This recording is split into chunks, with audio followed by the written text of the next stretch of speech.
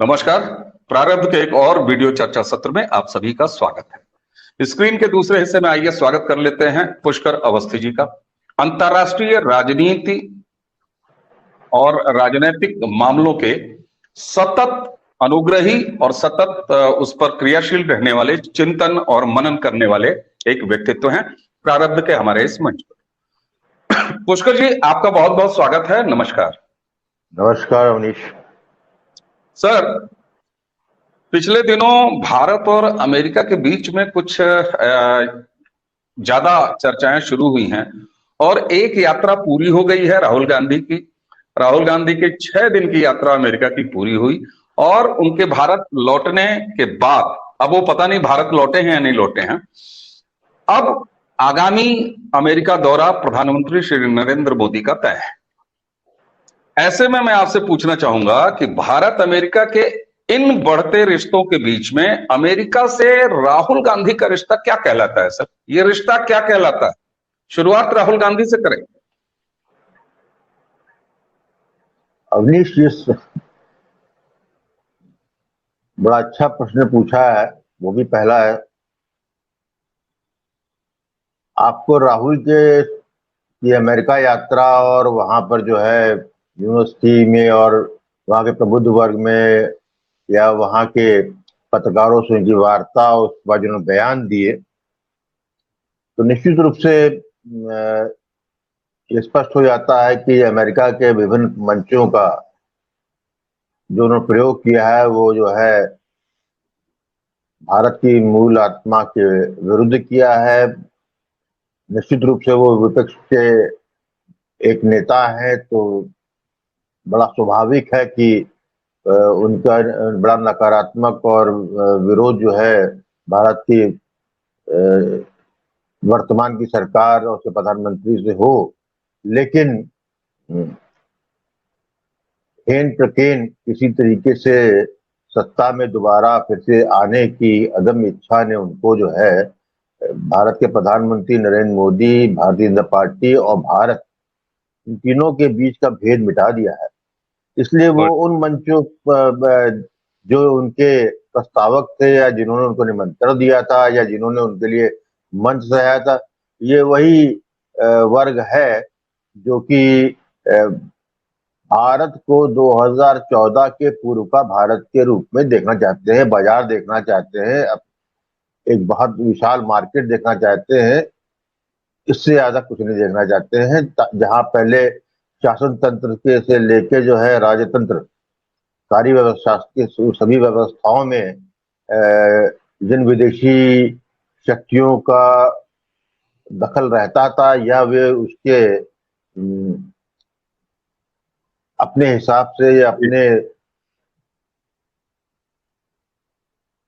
ये कहेंगे उसके अपने लाभ के लिए या अपने अनुसार जो ढालना चाहते थे वो ढालने में समर्थशाली रहते थे, वो अब क्यों नहीं हो रहा है। इसलिए उन्होंने जो है राहुल गांधी जी को बुलाया था वहां पे। अब यहाँ पर सवाल इस बात का है कि वहां अमेरिका में गए, एक तरफ ये दिख रहा है हम लोगों को कि राहुल गांधी वहां जा रहे हैं, भारत विरोधी बयान दे रहे हैं, हिंदू विरोधी बयान दे रहे हैं एक तरफ, और दूसरी तरफ जो है हम ये भी देखते हैं विरोधाभास की जो निवर्तमान सरकार डेमोक्रेट्स की अमेरिका में है, वो जो है जिस तरीके से एक प्रेमी अपनी प्रेमिका का पीछा करता है, अब उसको जो है फ्लर्ट करने की कोशिश करता है और 50 लुभावने सपने दिखाता है, उसी तरीके से हम ये देख रहे हैं कि कुछ महीने कुछ माह से पहले, ये तो पहले से चल रहा था, लेकिन कुछ माह से बड़ा ही स्पष्ट दिख रहा है कि अमेरिका हाथ धो के पीछे पड़ा किसी तरीके से। अमेरिका भारत वो नरेंद्र मोदी जी की अमेरिका यात्रा को ना सिर्फ सफल बनाए बल्कि जिन जिन करारों पे या भविष्य को देखते हुए जो अनुबंध होने हैं या समझौते होने हैं, वो भी जो है विश्व के सामने आ जाए। तो ये बड़ा स्वाभाविक प्रश्न है कि अमेरिका की क्या चाल है। तो मैं इसके बारे में ये कहूंगा कि अमेरिका क्या कोई भी जो सुपर पावर होती है उसका जो है जो उसका जो शासकीय तंत्र व्यवस्था जो भी होती है, उसके बड़े कई अलग अलग मानक होते हैं। वो एक ऑक्टोपस होता है, एक एक व्हाइट हाउस होता है जो प्रेसिडेंट होता है, एक उनकी कांग्रेस होती है, उसके अलावा उनका पेंटागन भी होता है, उनकी डीप स्टेट भी होती है, और जो है उसमें वो मीडिया का भी प्रयोग करते हैं।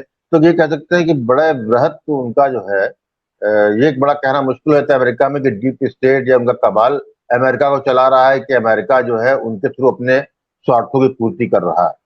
तो ऐसे अवस्था में एक अंग राहुल गांधी को जो है आलिंगनबद्ध किए हुए है, और ये आलिंगन में ऐसा नहीं है कि जो कि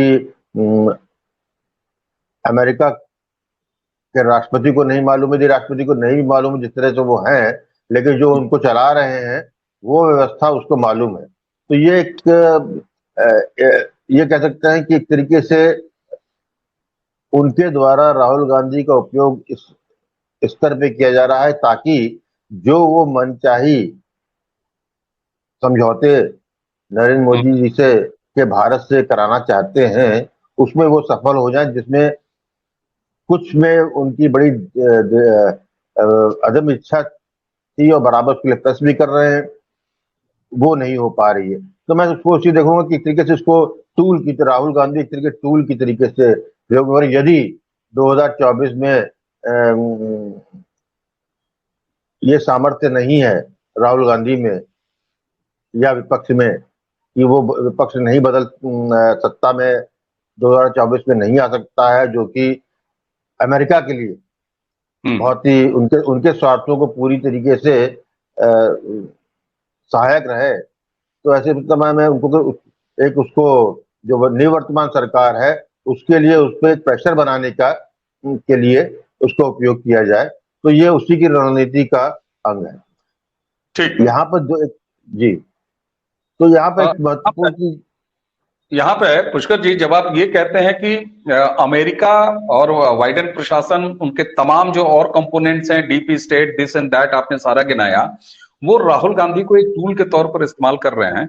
तो वहीं राहुल गांधी जब अपना दौरे के बिल्कुल बीच में थे और भारत के लिए, भारत के बारे में वो लगातार नकारात्मक बातें कर रहे थे, तो उसी समय व्हाइट हाउस में राष्ट्रीय सुरक्षा परिषद में सामरिक संचार के समन्वयक जो उनके हैं जॉन किर्बी ने एक पत्रकार के सवाल के जवाब में, जब उसने भारत में लोकतंत्र की हत्या, जो कि राहुल गांधी भी और उनकी पार्टी भी लगातार चिल्लाती है, क्या भारत के बाहर, तो जब उसने कहा कि साहब वहां पे डेमोक्रेसी की हत्या हो रही है, तो किर्बी साहब ने कहा कि जिसको डेमोक्रेसी देखनी है वो नई दिल्ली जाए, भारत एक जीवंत लोकतंत्र है और नई दिल्ली में जाके इसे देखा, समझा और महसूस किया जा सकता है।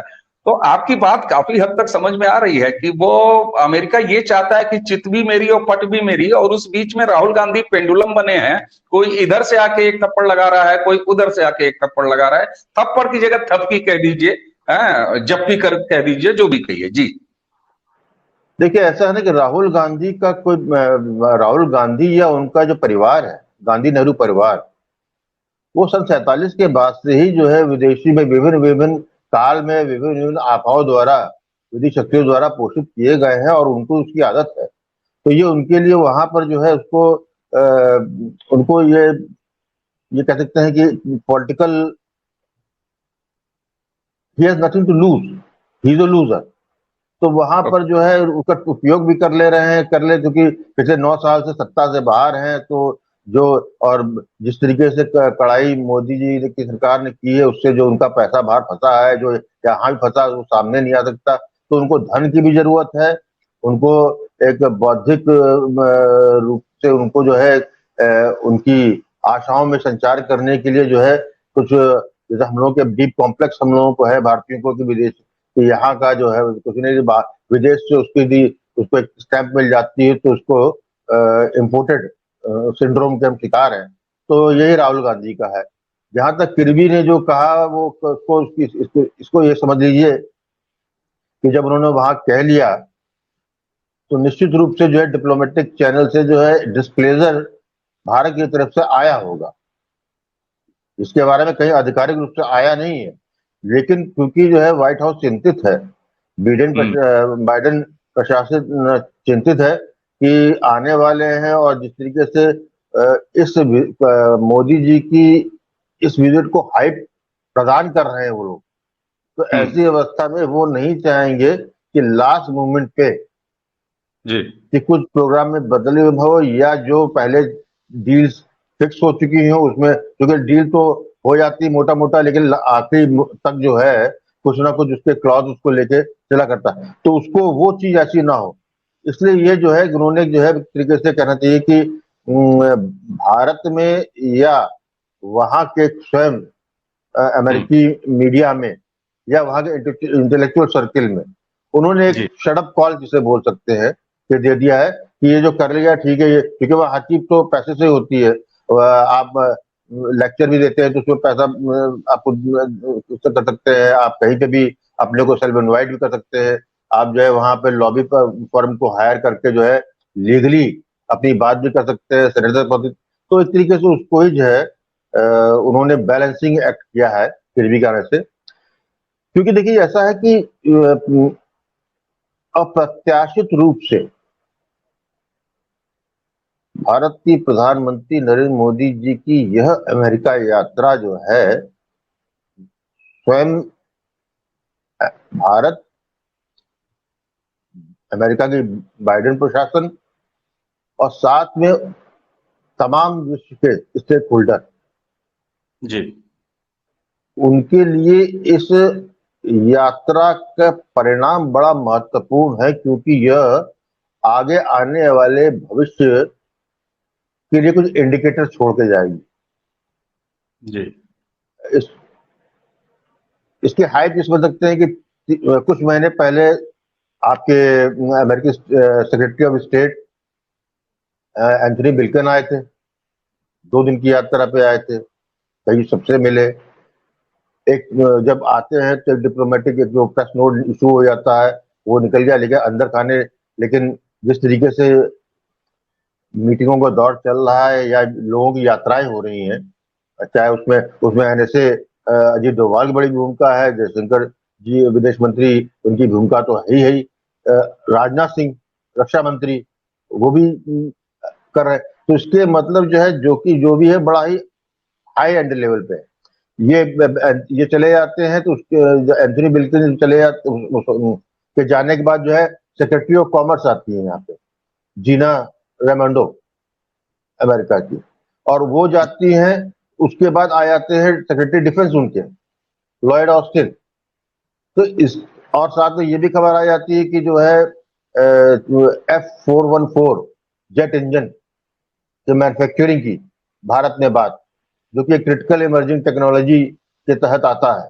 तो इसका मतलब हाई एंड टेक्नोलॉजी का ट्रांसफर एंड जी मैन्युफैक्चरिंग भी है, जी ये भारत को चाहिए।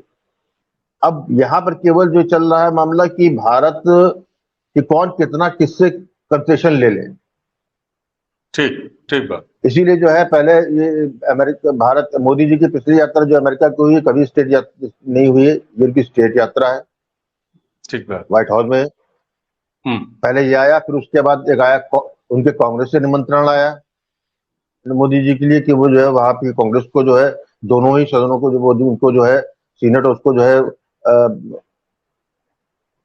वो करेंगे, बोलेंगे दोनों को। ये हुआ। उसके बाद आया कि जो है कैंप डेविड भी मोदी जी जाएंगे, जो कि समर हाउस है अमेरिकन प्रेसिडेंट का। तो सबसे लगता है कि अमेरिका को भी एहसास हो चुका है कि जो विश्व में उसकी जो नंबर 1 की स्थिति थी, मतलब अनडिस्प्यूटेड, जी वो काल खत्म हो चुका। कहीं ना कहीं अमेरिका ने पिछले जब से विशेषतः जब से बाइडेन प्रशासन आया है तब से जो है वैश्विक स्तर पे उनके कुछ निर्णय इस तरीके के हुए हैं जिससे कि स्पष्ट दिख रहा है कि अमेरिका की में अब वो जलाल नहीं रहा कि आंख बंद करके उसकी बातों को मान के या उसको रिफ्यूज करने की भी किसी की हिम्मत हो। तो ये चीज स्पष्ट दिखाई दे रही है। इसीलिए इसको मैं ये समझ लीजिए कि अपने मियाँ मिट्टू तो हम बोल सकते हैं कि अरे भारत हम मना कर देगा, ये कर दिया, लेकिन हम रियलिस्टिक भी होना चाहिए। मैं समझता हूँ जो मौजूदा प्रशासन भारत का है, मौजूदा सरकार जो है वो बड़ी रियलिस्टिक है। उसको ये मालूम है कि कहाँ तक जो है इलास्टिक को खींचना है कि टूटे ना। उनको जी चाहिए भी, अपनी शर्तों पे चाहिए, कुछ बात माननी भी पड़ेगी। लेकिन कहीं पे उन्होंने जैसे उनका जो नॉन न्यूट्रल रहने का जो उनका एक अपनी एक नीति बना रखी है, जैसे यूक्रेन और रशिया प्रकरण में आप स्पष्ट देख चुके हैं। बिल्कुल। सब तमाम होता करते रहे, तो उसके बाद जो है क्वाड बना आपका, जिसमें कि अमेरिका, जापान, ऑस्ट्रेलिया ये है, लेकिन उसके मिलिट्री अलायंस में जाने से भारत मना कर दिया। उसी के बाद जब नेटो का, जो कि निमंत्रण आता नहीं है और कुछ तुक नहीं बनता था, लेकिन नेटो में भारत को मुंह फाड़ के अमेरिका ने निमंत्रण दिया, लेकिन जो है भारत ने पहले दबी जबान से, अब तो स्पष्ट मना कर दिया है कि हम किसी मिलिट्री अलायंस में नहीं जाएंगे। ठीक बात। और अमेरिका जो है जल्दी से जल्दी, ये अमेरिका की मजबूरी है, जिस तरीके से मिडिल ईस्ट में उसकी गिरफ्त कमजोर हुई है, साथ में जिस तरीके से जो उसके नेटो एलाइज यूरोप वाले, वो साल हम्म। 1.5 साल से जिस तरीके से युद्ध में फंसे हैं, उनकी आर्थिक अर्थव्यवस्था चौपट हुई जा रही है। और जो है वहां पे भी वो रिस्पॉन्स अमेरिका को अब नहीं मिल रहा है जी जिस तरीके की अमेरिका की अपेक्षा थी। तो ऐसी अवस्था में ये एक, एक ऐसा जी कालखंड है कि अमेरिका अपनी कमजोरियों या अपनी गलतियों की वजह से उसकी ये मजबूरी है कि चीन को रोकने के लिए, ठीक। उसको यदि किसी की जरूरत उसको है तो उसको भारत की उसकी आवश्यकता है। अब भारत वहां कहां तक अपनी उपयोगिता देना चाहेगा, ये भारत जी ने अब खुद तय कर लिया है। क्योंकि बिल्कुल अमेरिका बिल्कुल। जो है बेसिक, हमेशा अमेरिका कभी कोई जो है फ्री लंचेस नहीं बांटता। ठीक बात। वो पैसा ठीक। देता है, सामान भी देगा, लेकिन वो आंख उड़वाता है। और मैं समझता हूँ कि भारत के मोदी जी ने अपनी जो नीति बना रखी है स्पष्ट, कि वो जो है किसी फट्टे में टांग नहीं डालेंगे। उनका वो ठीक। चीन से उनका भारत का यदि है, तो भारत चीन से इंटेंगलमेंट जब भी होगा, भारत चाहेगा कि उसकी शर्तों पे हो। ठीक है। अमेरिका के लिए नहीं लड़ेगा वो, भारत चीन ठीक। से अपने लिए लड़ेगा। ये बिल्कुल समझ में आती है आपकी बात। और जब आपने कहा कि भारत ने हमेशा एक अलग स्टैंड लिया है, तो उसमें आपने कई सारी चीजें गिनाई। ये यूक्रेन युद्ध का आपने गिनाया, और भी चीजें गिनाई। वहीं क्रूड ऑयल की परचेज रशिया से हो, वहां भी भारत ने बराबर खरीदा, अमेरिका के किसी भी दबाव में नहीं आया। अच्छा पुष्कर जी, दर्शकों की जानकारी के लिए अगर हम बता दें, तो जो 22 जून से अब मोदी जी का जो अमेरिका दौरा शुरू होगा, उसमें कई सारे ऐसे करीब 13-14 महीनों से बहुत सारे ऐसे मसले हैं, बहुत से ऐसे संभावित समझौते हैं जिनकी एक लिस्ट बनी पड़ी है। मैं अगर बहुत जल्दी से गिनाऊं और उसके बाद आपको कहूंगा कि इस पूरे चर्चा को कंक्लूड करें आप। जो मुद्दे हो सकते हैं, जो समझौते हो सकते हैं प्रधानमंत्री के अमेरिका दौरे के दौरान: एडवांस सर्विलांस उपकरण जो समुद्री और जमीनी दोनों सुरक्षा सीमाओं की सुरक्षा करे, एक इसका समझौता हो सकता है। एडवांस आर्टिफिशियल इंटेलिजेंस, इसका एक समझौता हो सकता है। क्वांटम टेक्नोलॉजी से जुड़ा हुआ सबसे तेज कंप्यूटिंग और इंफॉर्मेशन की टेक्नोलॉजी, उसका एक समझौता है। रक्षा उद्योग का विकास, अंतरिक्ष उड़ान में सहयोग, नासा में इसरो के प्रोफेशनल्स की ट्रेनिंग, ये एक बहुत महत्वपूर्ण समझौता है जो संभावित है। और आखिरी है, टेलीकम्युनिकेशन में 6G कम्युनिकेशन में अमेरिका का सहयोग। ये कुछ ऐसे हैं जो लिस्टेड हैं, जो प्रधानमंत्री के इस अमेरिका दौरे में संभावित हो सकते हैं। इसके अलावा नरेंद्र मोदी जी की हमेशा एक कार्यशैली है, एक उनकी खास कार्यशैली है कि वो लास्ट टाइम सरप्राइज कुछ न कुछ जरूर देते हैं। तो अब अगर इन सारी चर्चाओं के बाद मैं आपसे कहूं कि अगले 1 से 1.5 मिनट में संभावित दौरा जो आगे आ रहा है, जो बन रहा है, उसमें आप भारत अमेरिकी संबंध और उसमें मोदी जी के नेतृत्व में बाइडेन, जो वर्तमान बाइडेन प्रशासन है, इनके बीच कैसा एक वातावरण देखते हैं और भविष्य कैसे देखते हैं? आपने जो गिनाए हैं, क्या क्या समझौते हो सकते हैं, ये सारे समझौते जो है आगे आने वाले महायुद्ध के कंपोनेंट है। ये फर्स्ट वर्ल्ड वॉर और सेकंड वर्ल्ड वॉर की तरह युद्ध नहीं होने वाला है जहां पर आदमी और उसका होता है। ये बेसिकली हाईटेक वॉर होगी, जो भी है। और इसको लगभग अमेरिका से लेके हर व्यक्ति में जो है ये मान के चल गए कि ये कब होगा। ये हो सकता भविष्य में होने वाली घटनाओं, मतलब कब स्टार्ट, शुरुआत तो लोग मान ही रहे हैं, यूक्रेन और रूस के युद्ध से हो गया है, लेकिन इसका विकराल रूप वो तभी आएगा जब जो चीन और अमेरिका आमने सामने हो जाएंगे।